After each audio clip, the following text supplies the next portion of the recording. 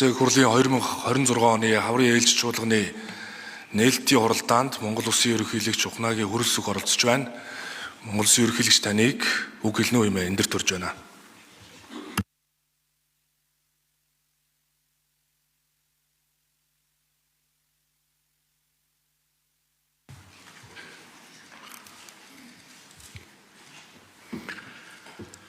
Эрхэм хүнд татвартай эрхэм хүндэт улсын хурлын дарга ерөнхий сайд улсын хурал засгийн газрын гишүүдээ эрхэм хүндэт зочдоо та бүхэн энэ сайхан өдрийн мэндийг өргөн дэвшүүлье. Монголчууд бид өвлийг өнтөө давж уран хавртай золгон учирч буй энэ сайхан цагт улсын хурлын хаврын ээлж чуулган нээлттэй хийж байна. Сүүлийн жилүүдэд хүн төрлөختөн дэлхийн нийтээр геополитик, геостратеги эдэртэй цаг үеийг туулж зөрчил мөргөлдөө дайн тулаантай дэлхийн ертөнцид амьдарч байна. Энэхүү олон улсын нөхцөл байдал манай улсын эдийн засаг, ард түмний ахуй амьдрал сөрөгөөр нөлөөлж буй хэдий ч улиран одож буй могоо жил монголчууд бидний хувьд гадаад харилцаа, хамтын ажиллагаагаа өргөжүүлэн хөгжүүлж, түүхэн дотор бичигдэн үлдэх төрийн ажлуудыг амжилттай хийж Монгол улсын нэр хүнд олон улсын тавцанд өсөн бэхжиж, монголчууд бидний баялаг дүүх, багтам соёл, суу алдрыг дэлхийн дахинд сурчлан таниулсан түүхэн онцгой жил байлаа. Мөн хөдөө аж ахуй хүнсний үйлдвэрийн салбарт дахиц дэвшил гарч, ард иргэд баялаг бүтээгчид төр засаг хамтдаа хичээл зүтгэсний үр дүнд манай улсын эдийн засаг 6.8% өсөж, нэг хүнд ноогдох дотоодын нийт бүтээгдэхүүн $7,000 давж, худалдаа хөрөнгө оруулалт нэмэгдэн гадаад валютын нөөц $7 тэрбум болж Монгол улсын зээлжих зэрэглэл түүхэндээ хөвшөндөө бас хүрсэн байна. Улс орны аюулгүй байдлын баталгаа болсон хүнсний хангамжийг сайжруулах зорилгоор хэрэгжүүлж буй хүнсний хувьсгал үндэсний хөдөлгөөний хүрээнд нийт 53 хүнсний үйлдвэр шинээр ашиглалтанд орж, олон арван үйлдвэрүүд үйлдвэрийнхээ хүчин чадлыг нэмж 1000 гаруй нэр төрлийн хүнсний бүтээгдэхүүнийг манай баялаг үйлдвэрлэгчид өөрсдөө үйлдвэрлэн зах зээлд нийлүүлсэн сайхан амжилтыг бас гаргаж чадлаа. Уянт мал сүргийнхээ түүхийн эдийг боловсруулж эдийн засгийн эргэлтэнд оруулах зорилготой цагаан алт хөтөлбөр амжилттай хэрэгжиж бодит үр дүн гарч байгааг бас тэмдэглэн хэлэхэд сайхан байна. Эх орныхоо хөгжил дэвшлийн төлөө идэв санаачлагтай ажиллаж, ард иргэдийг ажлын байраар хангаж, төр засгийнхаа бодлого шийдвэрийг дэмжин ачааны хүндийг үүрч, улсын орныхоо эдийн засгийг хөгжүүлэхэд үнэтэй хувь нэмэр оруулж буй бизнес эрхлэгчид, баялаг бүтээгчид нийт ард түмэндээ Монгол төрийн нэрийн өмнөөс гүн талархал илэрхийлье. Эрхэм нөхдөө, дэлхийн техникийн дэг журам өөрчлөгдөж, олон улсын харилцааны систем шин сорилтуудтай тулгарч, худалдаа эдийн засгийн хүндрэл бэрхшээлүүд гарч буй энэ цаг үед монголчууд бид үндэсний эвнэгдлээ улам бэхжүүлж, нэгдсэн бодлого, сахилга хариуцлагатай байж, энэхүү эйдрээтэй цаг үеийг бид даван туулах учиртай юм. Цаашид дэлхийн нийтэд түүхийн эд хүнс шатхууны өн өсөх, тээврийн зардал нэмэгдэх, нийлүүлэлтийн сүлжээ доголдох, инфляц нэмэгдэх, эдийн засгийн өсөлт саарах зэрэг бодит эрсдлүүд байгааг олон улсын байгууллага судлаач нар анхааруулж байна. Тиймээс улсын хурал засгийн газар дээрх цаг үеийн тулгамдсан асуудлыг урьдчилан тооцож, төсөв санхүүгийн нөөц боломжоо бүрэн дүүрэн дайчилж, эрсдлийг сөрсөн зөв оновчтой бодлогын арга хэмжээ авч нягт хамтран ажиллах нь зүйтэй хэмээн үзэж байна. Улсын хурлын хаврын чуулганаар хилцэх хууль тогтоомжууд нь эдийн засгийн болзошгүй хүндрэл, бэрхшээлийг хохирол багтаа даван туулах, түлш эрчим хүчний хангамжийг нэмэгдүүлэх, уул уурхай аж үйлдвэр, хөдөө аж ахуйн салбарын бүтээмжийг сайжруулах, экспортын шинэ зах зээлийг нээх, ард иргэдийн орлогыг нэмэгдүүлэх, аж ахуйн нэгж, татвар төлөгчдийн хэвийн үйл ажиллагааг хангах, татврын орчныг сайжруулахад чиглэсэн байх нь нэн чухал байна. Мөн дэлхийн болон улс орны нөхцөл байдал, цаг үеийн үнэн бодит мэдээллийг иргэд олон нийт, бизнес эрхлэгчид, хөрөнгө оруулагчдад шуурхай өгч байх шаардлагатай юм. Энэ удаагийн хаврын чуулганаар хэлцэх асуудлууд нь манай улсын эх он жилүүдийн хөгжлийн чиг хандлага, ард иргэдийн амьдралын чанарт шууд нөлөөлөх болно. Тиймээс хууль бүрийн цаана хүний эрх чөлөө, үндэсний язгуур эрх ашиг, улс орны хөгжил дэвшлийн асуудал яригдж байдаг гэдгийг ямагт санаж, улс төрчлөлтөөс ангид, судалгаа тооцоотой, шинжлэх ухаанч, ирээдүйг харсан шийдвэрүүдийг гарган ажиллах ёстой байна. Түүнчлэн энэхүү геополитик, геостратегийн эдгэртэй нөхцөл байдалд монголчууд бид тэр тусмаа эрхэм төрийн түвшээ та бүхэн ёс зүй, сахилга батыг чамд сахиж, төрд итгэх ард түмний итгэлийг сэргээж, үндэсний эвнэгдлийг улам баттхан бэхжүүлэх нь урд урдаас илүү чухал болоод байна. Бурхны сургаалыг сайхан үг байд юм а. Хэрвээ чи зовлонгоос ангижрыг бол зовлонгийн шалтгааныг ол гэж. Тэгээ бидэнд зовлон байна. Тэр зовлонгийн шалтгаан нь ёс зүйгүй, сахилга хариуцлагагүй байдал гэж үзэж байгаа юм. Жишээ нь улсын төсвийг батлахад бид ямар хариуцлагагүй ханддгийг та бид өөрсдөө мэдж байгаа. Сүүлдээ төрийн тэргүүн хүртэл хориг тавьж ирсэн гэдгийг ч та бүхэн бүгдээрээ мэдж байгаа. Тиймээс төрийн албаны бүх шатанд сахилга хариуцлага ёс зүйг дээдэлж, хариуцсан ажилдаа эзний ёсоор хандаж, хэрэгсэн улс төр хэрүүл тэмцлээс ангид байж, бүх шатны төрийн байгууллагын хүнд суртал бүтээмжгүй байдлыг халж, иргэндээ ээлтэй, нийгэмдээ үлгэр дуурайлтай төрийн албыг бэхжүүлэх явдал нэн шаардлагатай байна.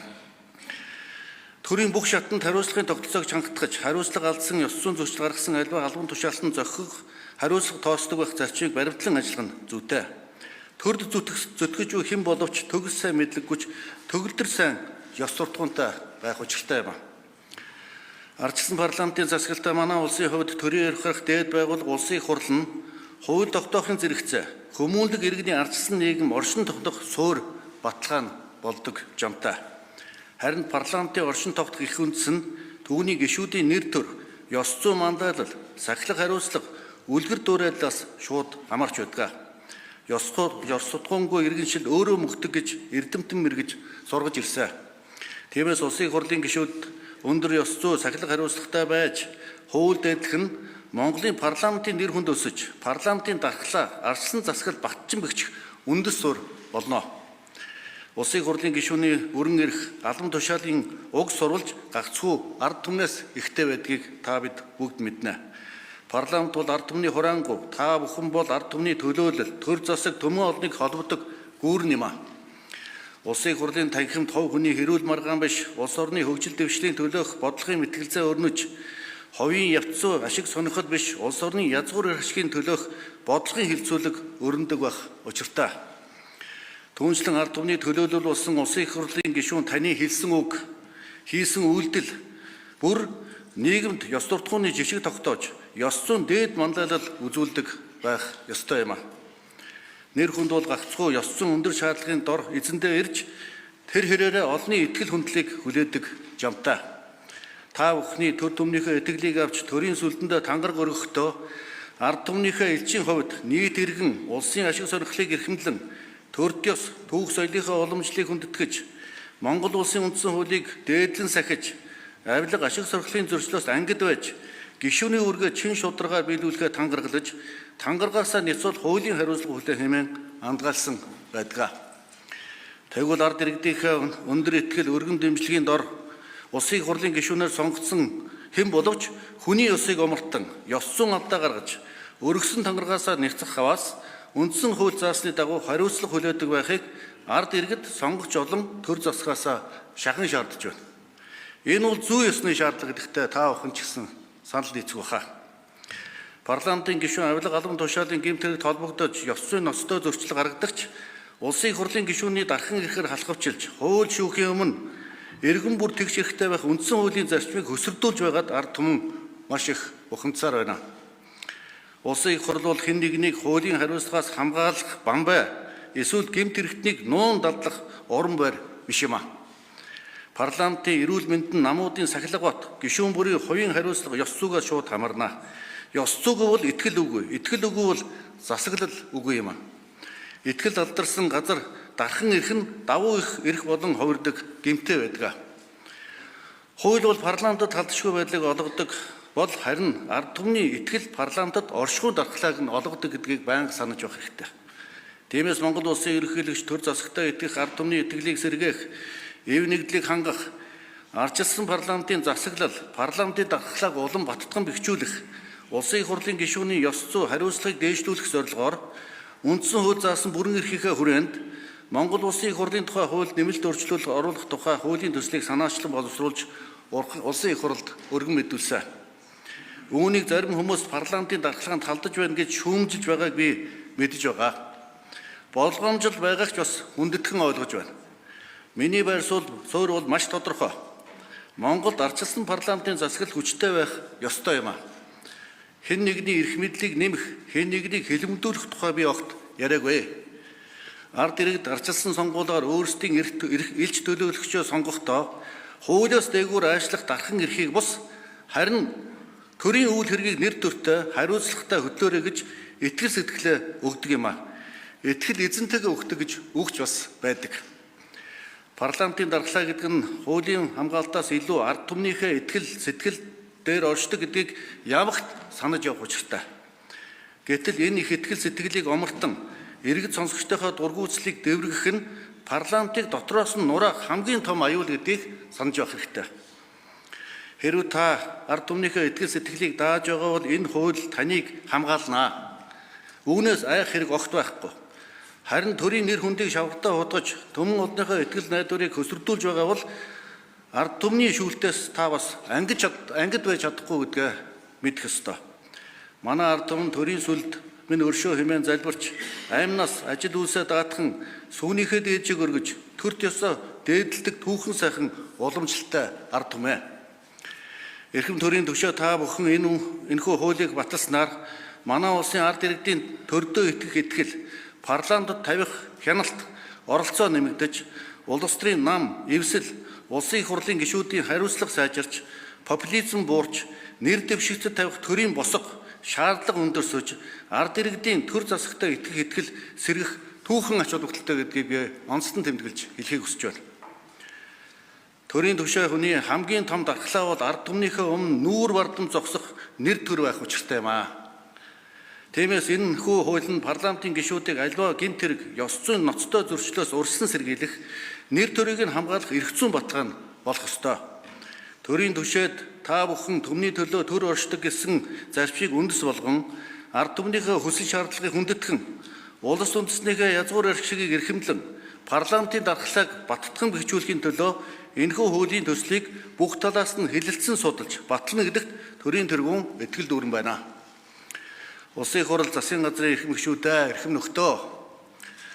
Монгол улсын тусгаар тогтнол үндэсний аюулгүй байдал манай ард түмний эв нэгдэл бол Монгол төрийн бодлогын цөмөд ямагт орших учиртай.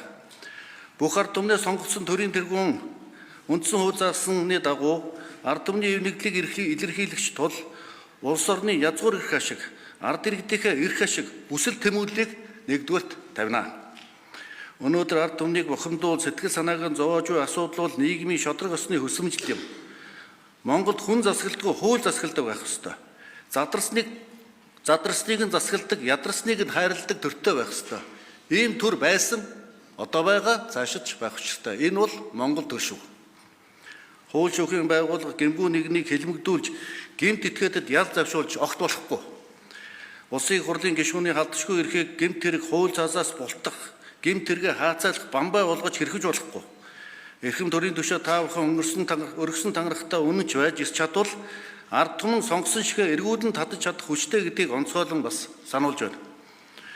Төрийн түвшээ та бүхний хэлсэн үг, хийсэн үйлдэл олонний өмнө ямагт ил байдгийг санаж олон түмэн залуу үе хүүхэд багчуудад ёс зүйн манлайлал үзүүлж зөв үлгэр дуурайлаар нийгмээ манлааж ард түмнийхээ эв нэгдийг ямагт хамгаалж байх учиртай юм аа.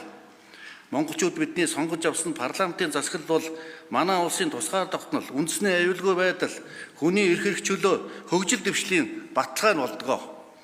Улс их орныхоо өмнө тулгамдж буй олон асуудлыг шийдвэрлэхэд парламентын засаглалыг улам баттган бэхжүүлэх шаардлагаас зүй ёсоор тавигдж байна.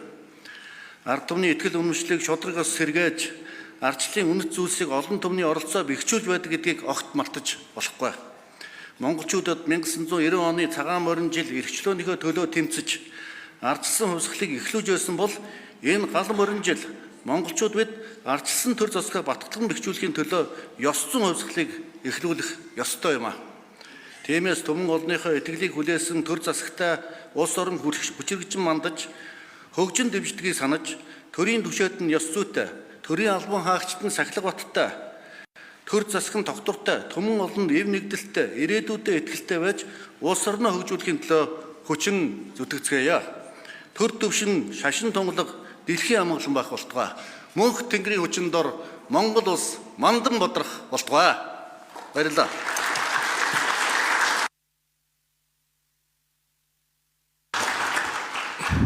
Монгол Улсын ерөнхийлөгч танд баярлалаа. Улсын их хурлын 2026 оны хаврын ээлж чуулганы нээлтийн үйл ажиллагаа өндөрлсөн мэдэгдээ Улсын их хурлын эрхэм гишүүд зочид төлөөлөгч та бүхэнд талархал илэрхийлье.